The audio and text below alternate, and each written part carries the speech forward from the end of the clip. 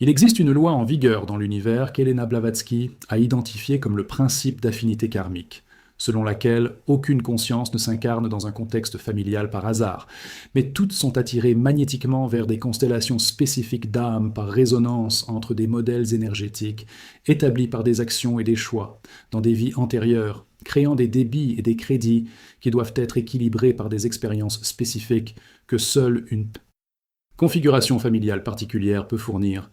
et cette loi fonctionne avec une précision mathématique aussi exacte que les lois physiques régissant le mouvement des planètes ou le comportement des particules atomiques, bien qu'opérant dans des dimensions de la réalité, qui ne sont pas accessibles aux instruments matériels, mais seulement à la perception développée à travers des pratiques contemplatives qui Blavatsky a consacré des décennies à la maîtrise sous la direction de maîtres qui ont atteint des niveaux de conscience où les voiles entre les plans d'existence deviennent transparents, permettant une vision directe des mécanismes causaux qui déterminent la manifestation dans des niveaux denses de matière où les familles se forment et les enfants naissent, dans des arrangements qui semblent aléatoires, vus du point de vue limité de la conscience ordinaire, mais qui révèlent un ordre parfait, vu d'un point de vue élargi, qui a accès à des informations sur les trajectoires de vie multiples et les modèles karmiques qui traversent les éons, créant des continuités qui transcendent les existences individuelles.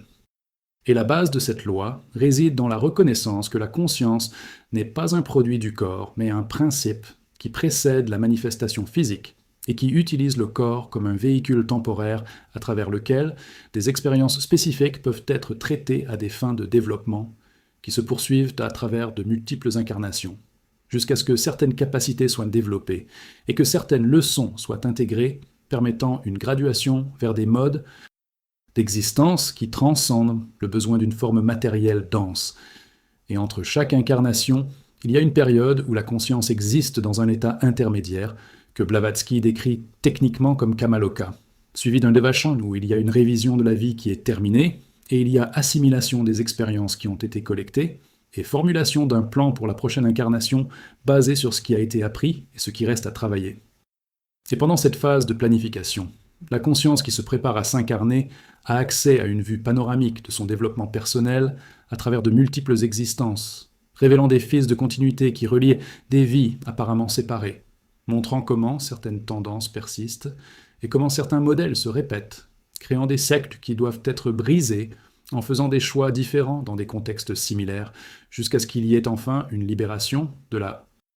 contrainte karmique qui force la répétition et l'émergence d'une véritable liberté qui vient du fait d'avoir travaillé à travers tout le matériel qui créait le piégeage dans les modèles de réponse automatique qui caractérisent la conscience. Inédit. Et la sélection de la famille spécifique dans laquelle la conscience s'incarnera est faite sur la base de multiples facteurs qui incluent le karma individuel, qui doit être équilibré par des expériences spécifiques, avec des âmes spécifiques, avec lesquelles il existe une histoire de vie antérieure, des leçons qui ont été identifiées comme des priorités pour la prochaine étape de développement qui nécessitent des types spécifiques de défis ou de soutien que seule une famille particulière peut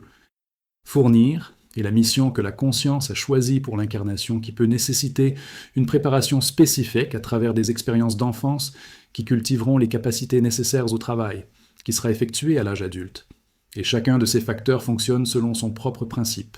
Mais tous convergent pour déterminer quelle famille spécifique offre la matrice idéale de conditions pour tout ce que la conscience cherche à accomplir au cours de la prochaine incarnation. Et Blavatsky a été très clair sur le fait que le choix n'est pas fait par une personnalité qui n'existe pas encore au moment de la sélection, mais par un aspect plus profond de la conscience qu'elle a identifié comme un ego en réincarnation, ou une individualité permanente qui persiste à travers de multiples vies, maintenant la continuité du but et du développement même lorsque les personnalités spécifiques de chaque vie sont différentes et même contradictoires, parce qu'elles répondent à des circonstances différentes qui nécessitent différentes expressions des capacités sous-jacentes que l'ego développe en explorant toutes les possibilités de manifestation dans des conditions variables. Et le mécanisme d'attraction pour une famille spécifique fonctionne à travers le principe de résonance vibratoire, où la conscience se préparant à s'incarner émet une fréquence spécifique, qui est le résultat de la totalité du développement jusqu'au point actuel, y compris toutes les expériences des vies antérieures qui ont été assimilées et intégrées, créant une signature énergétique unique qui attire ensuite magnétiquement les âmes qui vibrent à cette fréquence vers le champ de conscience. Relations complémentaires, non pas dans le sens d'être harmonieuses, mais dans le sens de fournir des frictions ou des reflets spécifiques qui serviront l'objectif du développement. Et ainsi, la conscience portant un schéma de colère non résolu provenant de vies antérieures sera attirée dans la famille, où la colère est exprimée ouvertement, fournissant un miroir externe de ce qui opère en interne mais est réprimé, où la conscience qui a développé une tendance à la dépendance sera attirée dans la famille où les parents sont émotionnellement indisponibles, forçant le développement de l'autosuffisance par nécessité lorsque la dépendance n'est pas une option viable pour la survie. Et l'attraction n'est pas consciente, dans le sens d'un choix délibéré fait par un esprit rationnel, mais est automatique selon les lois d'affinité qui opèrent à des niveaux qui transcendent la volonté consciente, tout comme la gravité attire des objets sans que les objets décident d'être attirés. Et la seule différence est qu'au niveau spirituel, il est possible d'influencer les modèles par un travail conscient de transformation qui peut changer la fréquence vibratoire et ainsi changer ce qui est attiré dans le futur, même si le modèle actuel a déjà déterminé ce qui est vécu dans le présent sur la base des fréquences qui ont été établies dans le passé. Et il y a aussi la dimension des contrats d'âme que Blavatsky a enseigné où, avant l'incarnation, plusieurs consciences qui ont un travail à faire ensemble se rencontrent sur des plans supérieurs et concluent des accords spécifiques sur les rôles qu'elles joueront les unes pour les autres au cours de la prochaine vie. Et ces accords ne sont pas des contrats juridiques au sens mondain, mais sont des engagements basés sur la reconnaissance mutuelle que chaque conscience peut servir au développement des autres en fournissant des expériences spécifiques qui ne pourraient être obtenues par aucune autre configuration relationnelle. Ainsi, deux consciences peuvent convenir que l'une s'incarnera en tant que père et l'autre en tant que fils, créant une dynamique dans laquelle le fils connaîtra un abandon ou des abus que le père lui fournira, non pas par méchanceté, mais parce qu'il respecte un accord qui a été conclu à des niveaux où ils ont tous deux reconnu que le fils a besoin de ressentir précisément ce genre de douleur pour développer des capacités spécifiques qui n'émergent qu'en survivant et en grandissant à travers l'adversité particulière que procurent les relations parent-enfant abusives, et du point de vue des niveaux où l'accord est conclu, il n'y a pas de victime et auteur, mais seulement deux consciences collaborant dans un projet mutuel de développement où chacune pourvoit à l'autre exactement ce qui a été demandé, même si ce qui a été demandé implique d'infliger ou de recevoir une douleur significative qui, du point de vue de la personnalité vivant l'expérience, semble être une injustice, mais qui, du point de vue de l'âme qui a planifié l'expérience, est reconnue comme une opportunité parfaitement calibrée pour la croissance spécifique recherchée. Et la complexité augmente lorsque nous reconnaissons qu'il ne s'agit pas simplement d'une relation bilatérale entre deux consciences, mais d'un réseau d'accords multiples dans lequel chaque membre de la famille a des accords avec l'autre membre, créant une matrice d'engagement entrelacée que chacun doit remplir simultanément. Ainsi, une mère peut avoir un accord avec son fils aîné pour lui fournir un certain type de validation qui développera sa confiance, tout en ayant un accord différent avec son fils cadet pour refuser la validation, le forçant à développer son autosuffisance, et les deux fils peuvent avoir des accords l'un avec l'autre pour rivaliser pour l'attention maternelle, créant des dynamiques qui obligent chacun à développer des stratégies différentes pour obtenir des ressources limitées qui deviennent alors des modèles de vie qui persistent bien au-delà du contexte familial dans lequel ils ont été développés à l'origine. Et chaque accord sert un objectif spécifique dans le développement de chaque conscience impliquée, donc il n'y a pas d'accord qui est fait à la légère ou par accident, mais tous sont le résultat de délibérations minutieuses où les consciences, voyant dans une perspective élargie, reconnaissent précisément ce dont elles ont besoin les unes des autres pour poursuivre l'évolution, ce qui est le but suprême de toute manifestation selon la cosmologie théosophique, que Blavatsky a articulé dans des œuvres qui restent une source faisant autorité de connaissances ésotériques sur les mécanismes de la réincarnation et le karma qui régissent l'expérience humaine. Et le moment où la conscience entre dans la famille n'est pas seulement déterminé par le moment où la conception physique a lieu, mais il y a une influence de la conscience entrante dans la création des conditions pour que la conception se produise à un moment spécifique, qui s'alignera sur les configurations astrologiques appropriées pour le type de développement recherché. Et ainsi la conscience en attente de s'incarner peut influencer subtilement, à des niveaux inconscients, les décisions des parents potentiels sur le moment où avoir des rapports sexuels qui mèneront à la conception, ou peut influencer si la conception qui se produit entraînera une grossesse viable ou une fausse couche selon que le moment est approprié selon les critères que la conscience entrante utilise pour déterminer le moment idéal de baser sur des facteurs astrologiques et karmiques qui doivent converger pour créer des conditions parfaites pour le travail que vous envisagez d'effectuer. Et cette influence n'est pas une manipulation grossière qui violerait le libre arbitre des parents, mais une opération subtile, à des niveaux où il y a synchronisation de multiples besoins, où les parents qui sont prêts à avoir un enfant et la conscience qui est prête à s'incarner à travers eux trouvent une convergence de timing qui sert les objectifs de toutes les personnes impliquées. Et quand il y a une fausse couche ou une mortinatalité, ce n'est pas une tragédie insensée, mais il se peut que la conscience qui a envisagé l'incarnation à travers ses parents ait décidé que les conditions n'étaient pas appropriées après tout, et a ainsi retiré l'énergie vitale qui soutenait le développement fœtal, permettant la grossesse. Pour finir, plutôt que de continuer dans des circonstances qui ne servent pas l'objectif de développement auquel la conscience donne la priorité. Et la situation géographique et le contexte culturel dans lequel la famille existe sont également des facteurs que la conscience prend en compte lors du choix du lieu de s'incarner, car différentes cultures offrent différentes matrices de valeurs et différentes structures sociales qui cultiveront différents aspects de la conscience. S'incarner dans la culture occidentale moderne, qui valorise l'individualisme par rapport à la culture orientale traditionnelle, qui valorise le collectivisme, crée des expériences fondamentalement différentes de soi et des relations avec les autres, qui façonneront le développement de manière à persister tout au long de la vie, et qui contribuent au bagage total d'expériences que l'âme accumule à travers de multiples incarnations, explorant toutes les possibilités de l'être humain. Manifestation.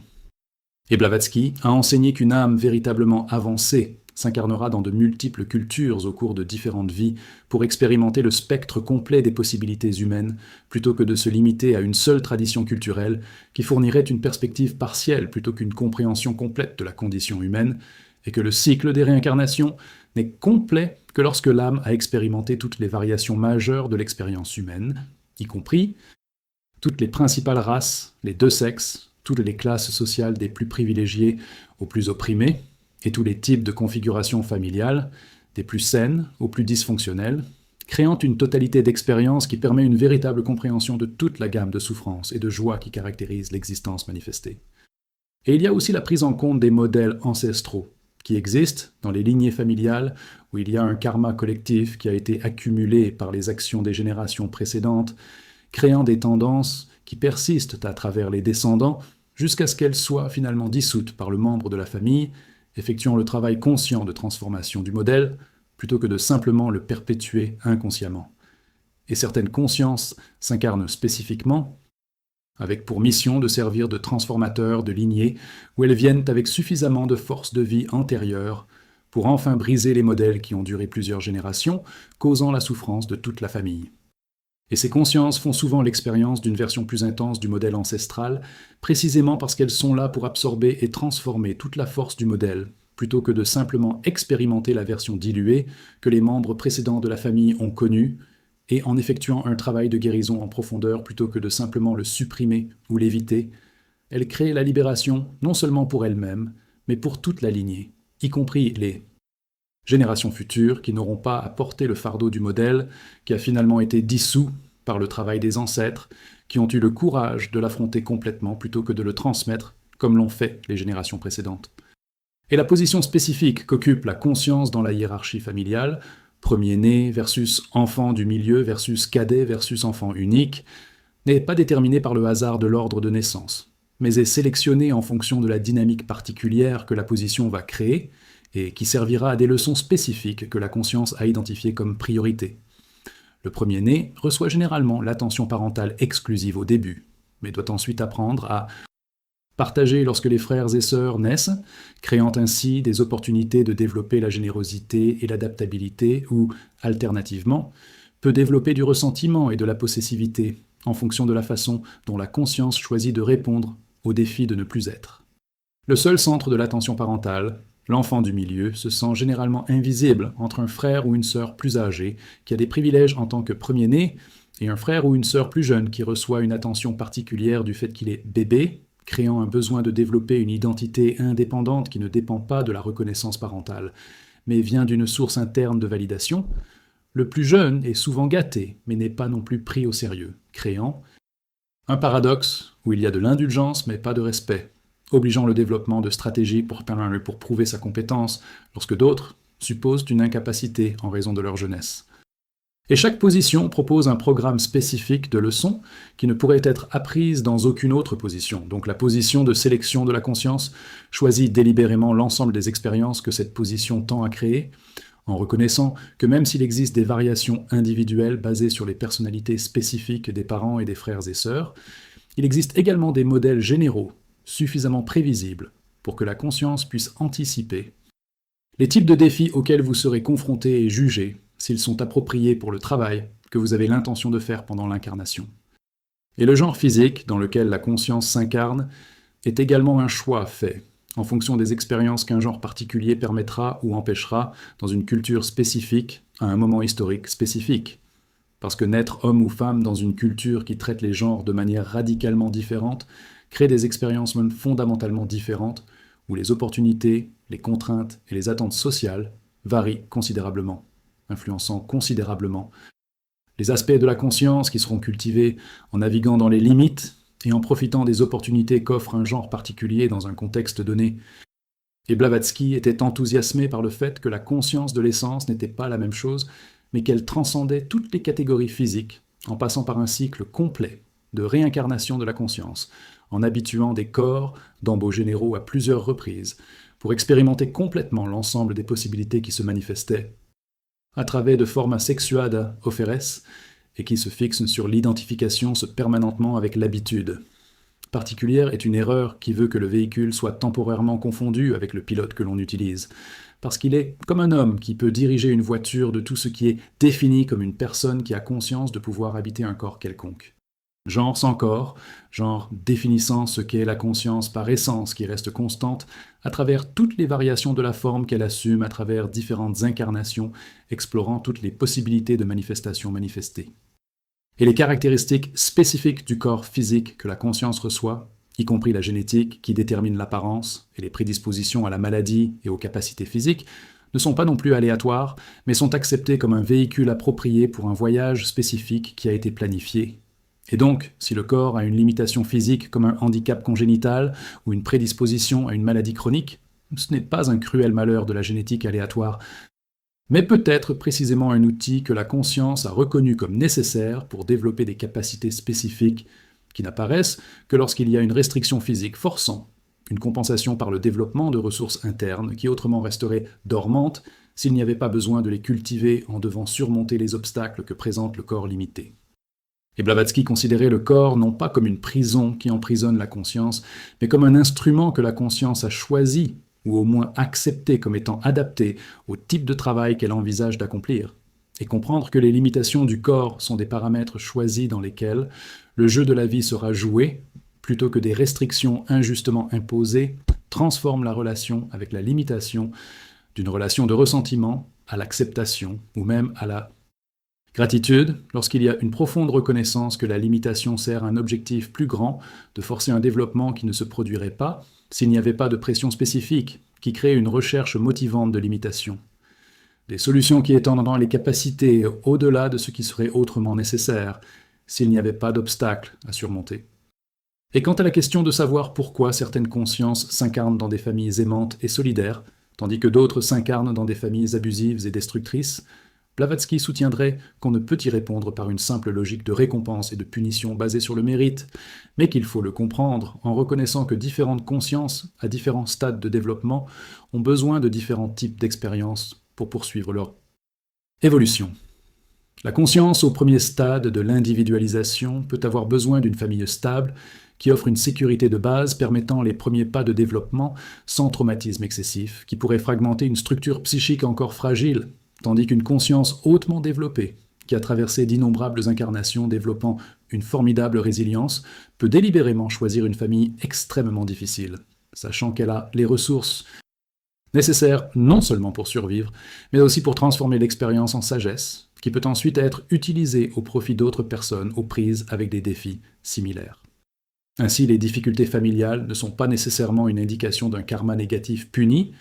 mais peuvent être une indication d'un développement avancé, où la conscience est prête pour le programme accéléré qu'une famille difficile fournit, en créant une pression intense qui force une croissance rapide qu'une famille facile ne fournirait pas parce qu'il n'y aurait pas assez de motivation pour aller au-delà.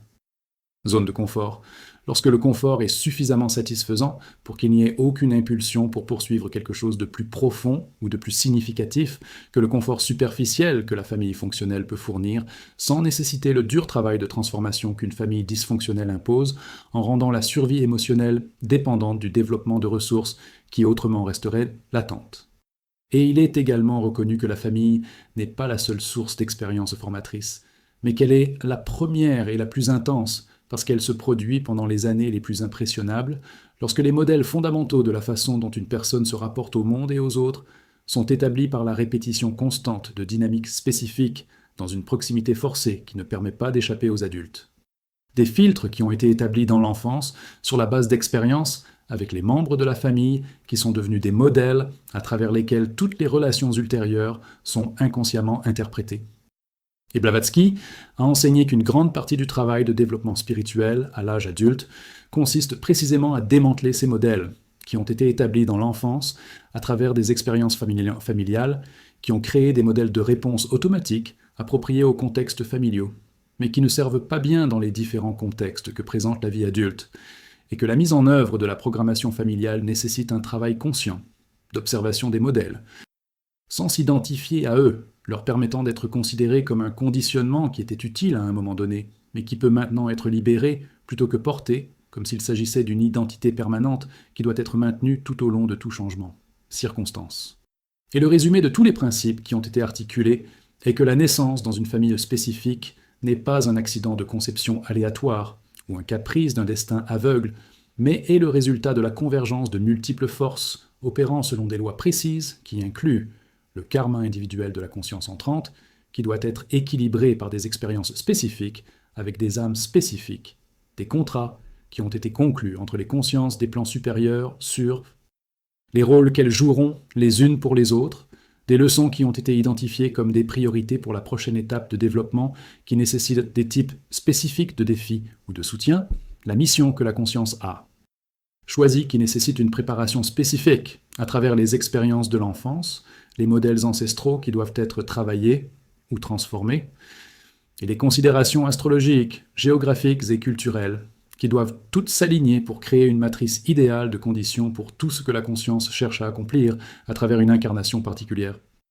Et comprendre que chaque aspect de la famille, depuis les identités spécifiques des parents et des frères et sœurs jusqu'au moment de la naissance, à l'emplacement géographique, à la position dans la hiérarchie familiale et aux caractéristiques du corps reçu,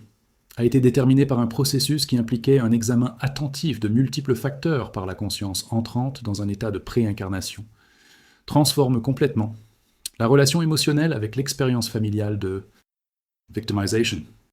passif, où la famille est arrivée et blâmée pour tout ce qui n'a pas fonctionné, jusqu'à la reconnaissance de l'action active, où l'on comprend que la famille a été sélectionnée ou au moins acceptée comme véhicule approprié pour un voyage spécifique qui a été planifié, même si le plan a été élaboré à des niveaux de conscience qui ne sont pas accessibles à l'esprit ordinaire fonctionnant à travers un cerveau physique limité, mais qui ne sont pas moins réels, parce qu'ils sont inaccessibles à une conscience superficielle qui ne voit que la surface des événements physiques, sans avoir accès aux dimensions causales où les décisions réelles sont prises, et où résident les significations réelles, attendant d'être découvertes par ceux qui développent la capacité de voir au-delà des apparences pour aller plus profondément, réalité que Blavatsky, vie consacrée à la révélation à travers des enseignements qui restent accessibles à ceux qui veulent étudier sérieusement, plutôt que de simplement consommer comme divertissement intellectuel qui ne se transforme pas parce qu'il n'est pas appliqué pratiquement dans le processus d'auto-observation et de transformation de soi, qui est unique en ce sens qu'il libère véritablement de l'emprisonnement dans des schémas inconscients, établis à travers des expériences familiales qui ont servi un objectif formatif, mais qui doivent maintenant être transcendés par un travail conscient d'individuation qui crée un adulte spirituel capable de fonctionner indépendamment de la programmation familiale plutôt que de rester un enfant émotionnel même dans un corps adulte parce qu'il ne l'a jamais fait. Travail consistant à se séparer suffisamment de l'identification à la famille pour découvrir qui l'on est au-delà des rôles que la famille a assignés en fonction des besoins du système familial plutôt que du véritable potentiel de conscience qui habite la forme mais qui est bien plus vaste que n'importe quelle forme ne peut contenir ou que n'importe quelle famille peut définir ou que n'importe quelle expérience peut limiter lorsqu'il y a une reconnaissance de la vraie nature en tant que conscience éternelle qui utilise les familles, les corps et les expériences comme outils temporaires pour une évolution qui se poursuit à travers des éons jusqu'à ce que le développement soit complet et qu'il y ait une libération finale du besoin de se manifester sous des formes denses, permettant un retour conscient à la source d'où toutes les consciences ont émergé, au début du cycle cosmique, et à laquelle elles reviennent toutes, finalement, avec la sagesse de toutes les expériences qui ont été collectées au cours d'un long voyage à travers tous les niveaux de manifestation du plus dense au plus raffiné, complétant le cercle d'évolution qui est le but suprême de toute existence, selon la cosmologie théosophique articulée par Blavatsky.